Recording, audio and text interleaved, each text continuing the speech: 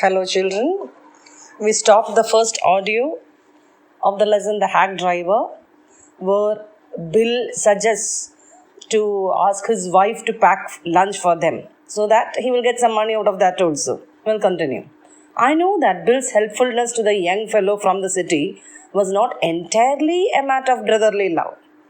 I was paying him for his time. In the end, I paid him for 6 hours, including the lunch hour, at what was then a very high price. So that is that the narrator also realized that it was not purely brotherly love or selfless love that the hack driver was showering on him. He got money, his money, right, for everything that is suggested for the hack, for waiting jar, the food, lunch hour, lunch. Also, he said that you will have to pay just $50, right? So he knew that it is for money also. And he himself says that towards the end, he had to pay what was then a very high price. But he was no more dishonest than I. I charged the whole thing to the firm. So the narrator says that, okay, I gave him money and what did I do? I put it in the name of the firm. So the firm had to pay. But it would have been worth paying him myself to have his presence. His cheerful country wisdom was very refreshing to a country boy like myself who was sick of the city. So he says that I don't mind paying him myself also because his company was such. I was so sick of the city and his cheerful country wisdom was very refreshing for me. As we sat on the hilltop, looking over the pastures and creek which slipped among the trees, he talked of New Mullion and painted a picture in words of all the people in it. Pastures is a land covered with grass, and creek is a short arm of river, meaning is given. Okay. He noticed everything, but no matter how much he might laugh at people, he also understood and forgave their foolishness. So he says that it is said, no, he painted a picture in words of all the people in it. So from what he heard, he understood that he noticed everything that happened around him. And he made fun of people, but he also understood and forgave their foolishness. He described the minister's wife who sang the loudest in church when she was most in debt. So he gives us examples of people. Debt, state of owing money. She has to give money to other. She had borrowed and she had to give it back. So that was a condition, but she sang the loudest in the church. He commented on the boys who came back from college in fancy clothes. He told about the lawyer whose wife could never succeed in getting him to put on both a collar and a tie on the same day. That both collar and a tie can refer to that collar as advocates, as a lawyer, right? Yes. The professional costume, and a tie may be what he wears when he goes out for a party and all. So the wife could not succeed in making him do two things, the professional part and the other part the same day. He made them all live. What do you mean by that? He made them all live. The narrator doesn't know any of these people in person, right? But the way he narrated, the way Bill gave him a picture of these people, made them all live in front of him. It was as though the narrator saw them, the narrator met them in person.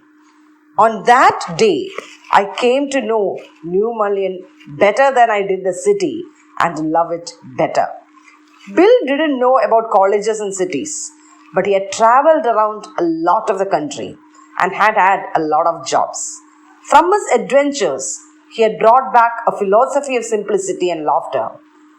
He strengthened me. We left that peaceful scene of meadows and woods and resumed our search of Oliver Lutkins. Resumed means continued something after a pause. So they had taken a break to have lunch, right?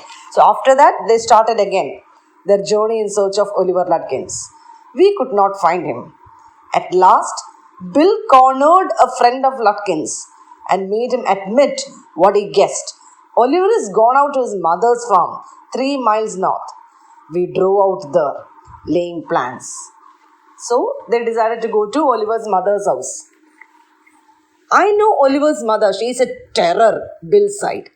I took a trunk out there for her once, and she almost took my skin off because I didn't treat it like a box of eggs. So he gives the narrator a picture of Oliver Lutkin's mother, that she's a terror, and what he experienced once when he was to take a trunk out further. She was so angry that he did not treat it like a box of eggs. She is about 9 feet tall and 4 feet thick and quick as a cat, and she sure can talk.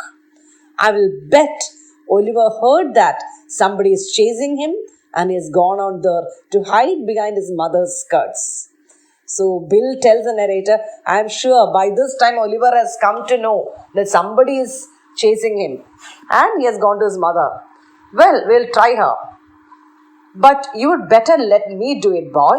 You may be great at literature and law, but you haven't had real training in swearing. Swearing here refers to the bad words or the way Oliver Lutkin's mother treats. So, you may be good in law and literature, but maybe you haven't experienced that. So, it's better that I talk to Oliver Lutkin's mother than you. We drove into a poor farmyard.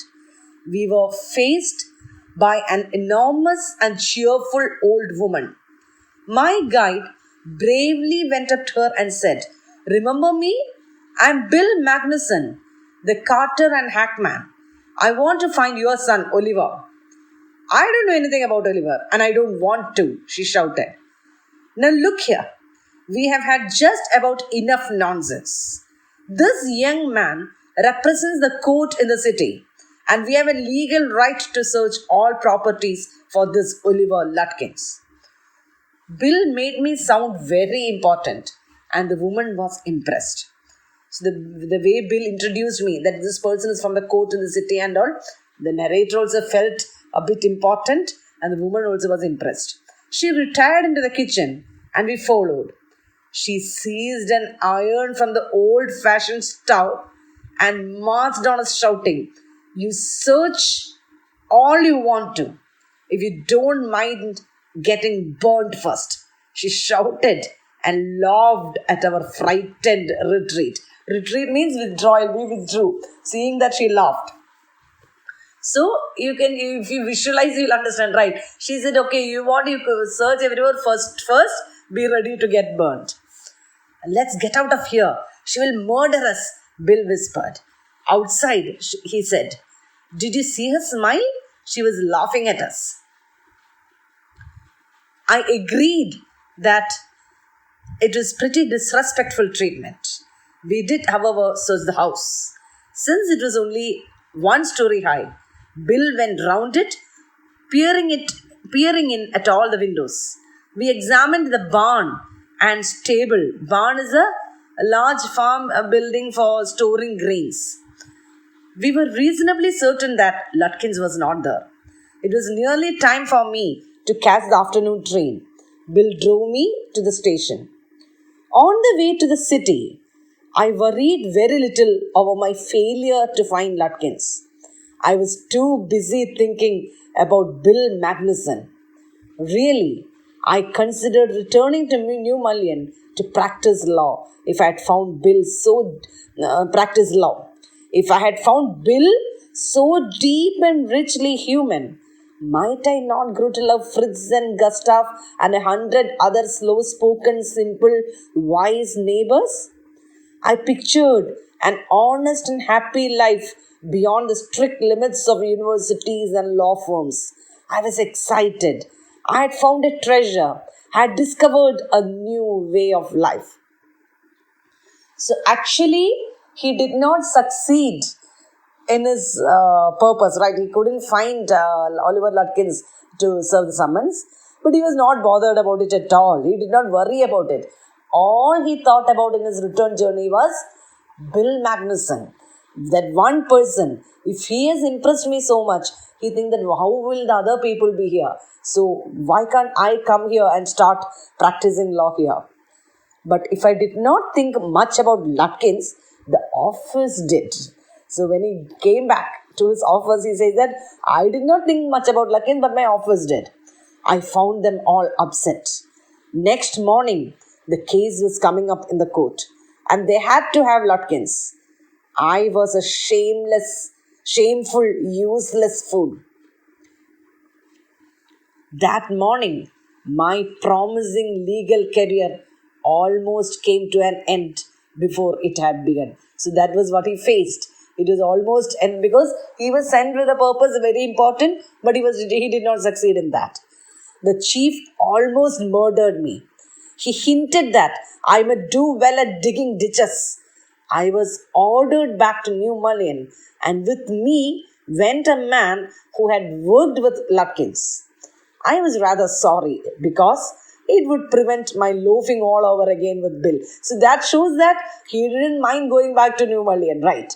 But he was sad that he sent another person with him who had earlier worked with Lutkins, because then he cannot loaf. Loaf means spend time idly. So he thought that, okay, if I go there, I can spend time idly with Bill Magnuson. That will not happen if another person is there, right? So he was sorry.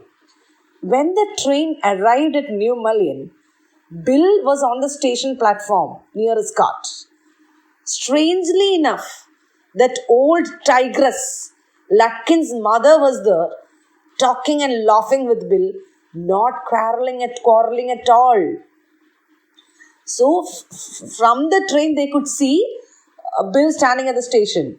But something strange was there.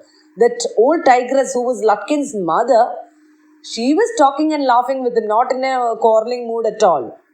From the train steps, I pointed Bill out to my companion and said, "There is a fine fellow, a real man. I spent the day with him." "He helped you to hunt for Oliver Lutkins?" "Yes, he helped me a lot." "He must have. He is Lutkins himself." So look at that. That is what should I say, when we say about story writing and it's in the twist in the story. To the end, the twist happens. The person who accompanied him said that, oh, yes, he must have, because he is Lutkins himself. What really hurt me was that when I served the summons, Lutkins and his mother laughed at me as though I were a bright boy of 7. With loving kindness, they begged me to go with them to a neighbor's house for a cup of coffee. "I told them about you, and they are anxious to look at you," said Lutkins joyfully. "They are about the only folks in the town that missed seeing you yesterday." So that is why he called them for a cup of coffee. So that is the fun element in the story, right? All this time it was Lutkins himself who showed him around, took him to so many places and things like that. So if you look back, if you look back at the story, you will understand. He was very careful. Every place he said that, "I will go and ask." You don't ask, you hide behind me, right? In other words, what should you understand? The village is also very supportive of Lutkins. Otherwise, when Lutkins himself went and asked them, "Have you seen Lutkins?" and all, they also acted accordingly, right? As if he was here 1 minute ago, 2 minutes ago, like that. So that shows that they all loved Lutkins, isn't it? That's what you should understand. Now, why was Lutkins able to do this to this person? Because from the first line he understood that this person doesn't have an idea of who Lutkins is. The line, "I want to find a man named Oliver Lutkins." That line made it clear to Oliver Lutkins that the person who has come has no idea who Lutkins is. And from there he starts his game. Understand? So how the presence of mind, his presence of mind, isn't it? Everything. So I think you understood the story. So it was Lutkins himself who took him around and fooled him like that. So what we should understand is we should be very careful when we deal with strangers. Where did the narrator go wrong? First of all, he had no idea about who Lutkins was. Okay, he went and asked a person who Lutkins was. That you cannot say it is wrong. But The thing is that as we proceed, we understand that he blindly believes whatever they say. He is full of admiration for the hack driver right from the beginning. So he doesn't suspect him at all.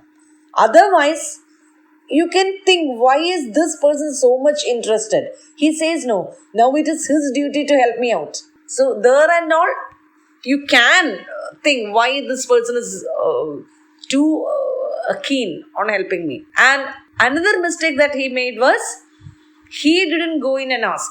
He listened to what the person said, that I will ask you, stay here. He said that no, I will ask. You just come with me. You are taking me there. I will ask. My duty I will do.